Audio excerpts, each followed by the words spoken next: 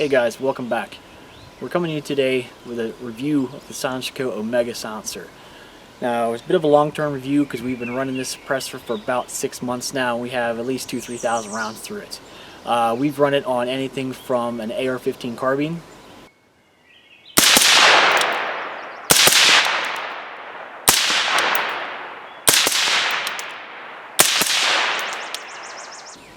a 10-inch SBR,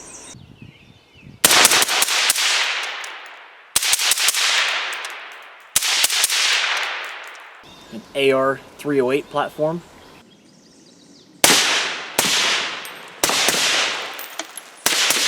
.308 bolt gun,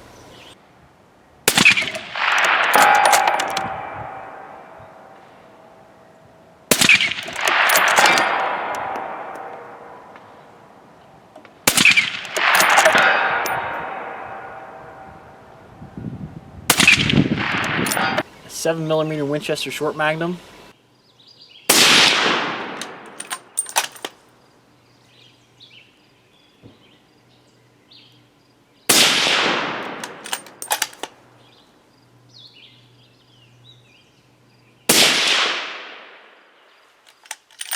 and even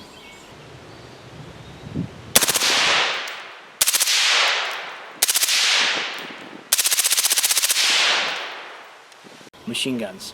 So having run the Omega on a variety of platforms already, I could definitely say that the suppression performance is easily on par, if not better, than most every other 30 caliber suppressor on the market. And given its small size, that's definitely pretty impressive.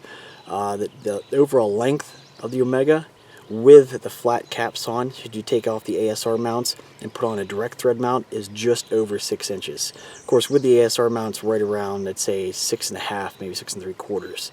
The outside diameter is 1.56 and it weighs in only 14 ounces. Overall, this is a really excellent can. I'm very pleased with it. But one of the problems I've had, not all the time, but occasionally, is stuck end caps. And I'm not really sure how to get around that.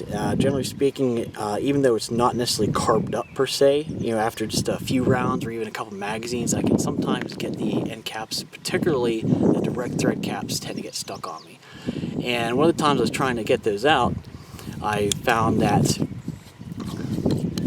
I was hogging on it pretty good, and lo and behold, my core came unscrewed instead of the direct end cap. So I can show you that real quick, what the core of the SilencerCo Omega looks like.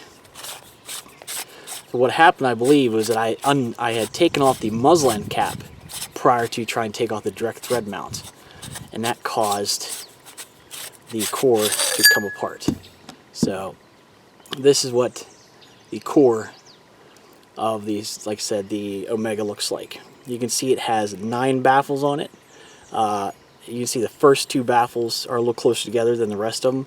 This last ring right here is actually not a baffle. You can see in there, it's just just an extra ring there at the base of the threads, maybe to stop it from, some manufacturing process. I'm not exactly sure.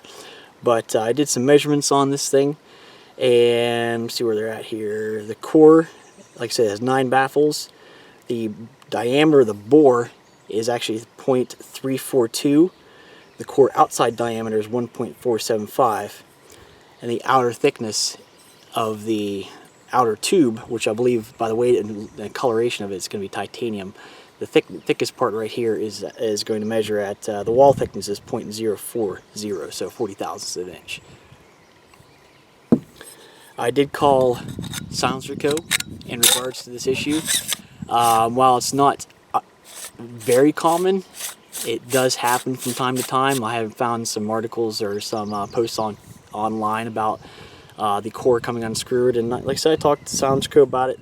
They weren't too worried about it. They just told me to get some red Loctite and put it on there. So, and just correct. I thought maybe it was rock set by the color of the material already in there, the white material.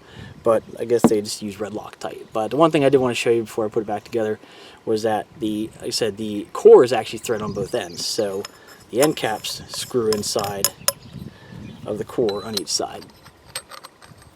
So and of course the outer core threads into the outer tube. So that's the way it works. Basically, this muzzle end cap will hold it in one end of the outer tube, and of course the other end cap holds it in the other side of the outer tube, so, or threads into the other outer tube. So that's pretty clever design, the way they set that up. So I just want to show that to you.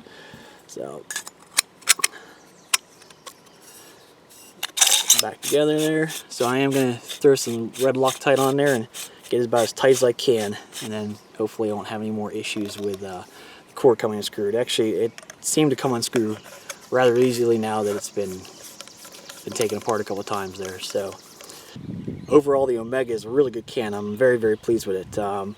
This is the configuration I tend to run most often, with the flat end cap, no anchor brake I should say, and the ASR mount. I just think it's just so nice to switch between flat platforms and just be able to lock it on there, and you're good to go. You don't have to worry about it walking off or anything like that.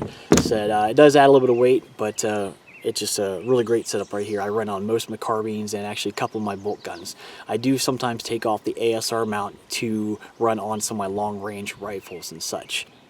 Most of you know that you can change the end cap to a 5.56 diameter, but I pretty much dummy proofed mine. I left the 30 caliber end cap on there because I switch between different calibers and different weapon systems so often that I just feel better leaving it there. Should I forget it, I don't want it to end up downrange sometimes. So, okay guys, that's about it for today. I hope you enjoyed the review. We appreciate you watching, checking us out here. Don't forget to visit us online at saberdynamics.com. Give us a like on Facebook and check us on Instagram as well. Don't forget to share and subscribe to this YouTube channel if you like the video. Share with your friends. Thanks for watching, and until next time.